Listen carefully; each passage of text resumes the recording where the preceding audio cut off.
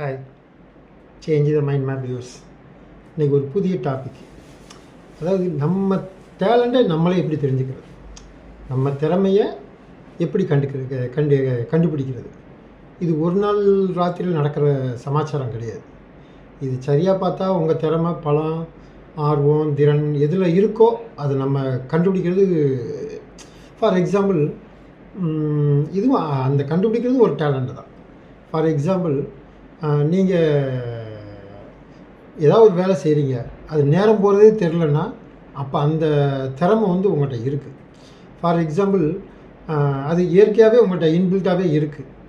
இன்னொன்று பார்த்திங்கன்னா, நீங்கள் செய்கிற வேலையை அடுத்தவங்க பாராட்டினாங்கன்னு வச்சுக்கோங்களேன், சூப்பராக பண்ணிட்டீங்க, இது உங்கள் ஹேண்ட் ரைட்டிங் ரொம்ப அழகாக இருக்குது, உங்கள் ட்ரெஸ்ஸிங் சென்ஸ் ரொம்ப நல்லா இருக்குது அப்படின்னு சொன்னாங்கனாலே வந்து you are having such quality. அப்போ அதை அண்டர்ஸ்டாண்ட் பண்ணிக்கோங்க. அப்புறம் இன்னொன்று, யாராவது ஒன்று சொன்னாங்கன்னா அதை ஈஸியாக நீங்கள் கற்றுக்கிட்டிங்கன்னா அந்த திறமையும் உங்கள்கிட்ட அதிகமாக இருக்குன்னு அர்த்தம். ஃபார் எக்ஸாம்பிள், இப்போ ஒரு மேக்ஸு சப்ஜெக்டாக இருந்துச்சுன்னா அது சொன்னாங்கன்னா டக்குன்னு புரிஞ்சு உடனே அதுக்கு ஆன்சர் கண்டுபிடிக்கணும்னா அந்த திறமை உங்கள்கிட்ட இருக்குன்னு அர்த்தம். சில இது வந்து ஆர்வம் வந்து உங்களுக்குள்ளே இருக்கும், திறமை வந்து உங்களுக்கே இருக்கும், ஆனால் உங்களுக்கு தெரியாது. அது எப்படி கண்டுபிடிக்கிறதுன்னு கேட்டிங்கன்னா, தினமும் ஏதாவது அந்த செய்கிற வேலையை நம்ம கரெக்டாக செஞ்சாலே தெரியும். நமக்கு அதில் நம்ம இன்ட்ரெஸ்ட் எடுத்து நம்மளாவே மாறி மாறி செஞ்சோம்னா அந்த வேலை நமக்கு அது நம்ம திறமை தாங்கிறது தெரியும். இன்னொன்று, உங்களுக்கு போட்டி வந்துச்சுன்னா பயம் இருக்காது.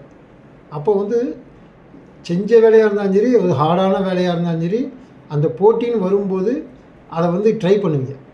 அது விட்ரா பண்ணாமல் ட்ரை பண்ணோம்னாலே நம்ம பலம் வந்து நமக்கு ஸ்ட்ராங்காக இருக்குங்கிறது அர்த்தம். இன்னொன்று, கஷ்டமான காலத்தில் வந்து நீங்கள் செய்ய தெரிஞ்ச வேலையாக இருந்தாலும் அது வந்து கொஞ்சம் டென்ஷனாக இருக்கும்.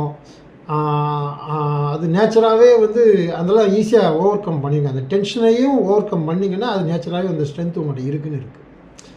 இன்னொன்று, 5 பேர் மெத்தடுன்னு ஒன்று சொல்லுவாங்க. 5 பேர் மெத்தட்னா எப்படின்னா, உங்களுக்கு தெரிஞ்ச ஒரு 5 பேர்கிட்ட கேட்டு பாருங்கள், உங்கள் திறமை என்னங்கிறத அவங்களே சொல்லுவாங்க. அவங்களே அந்த சொல்கிறத நீங்கள் பட்டியல் போட்டு வச்சாலே போதும், அது உங்கள் திறமை என்னங்கிறத ஈஸியாக அண்டர்ஸ்டாண்ட் பண்ணிக்கலாம். ஒரு செல்ஃப் டெஸ்ட் வைக்கணும். நான் வேலை செய்யும்போது அதிகமாக எந்த பீரியடில் நான் உற்சாகமாக இருக்கேன், மிக வேகமாக எந்த வேலையை செய்கிறேன், எந்த விஷயத்துக்காக என்னை எல்லோரும் பாராட்டுறாங்க, ஸ்ட்ரெஸ் இல்லாமல் எப்படி வேலை செய்கிறேன், சந்தோஷமாக எதில் வேலை செய்கிறேன், இதெல்லாம் நமக்கு தெரிஞ்சாலே போதும், நம்ம திறமையான ஆட்களாக நம்ம திறமை என்னங்கிறத நம்ம தெரிஞ்சுக்கலாம்.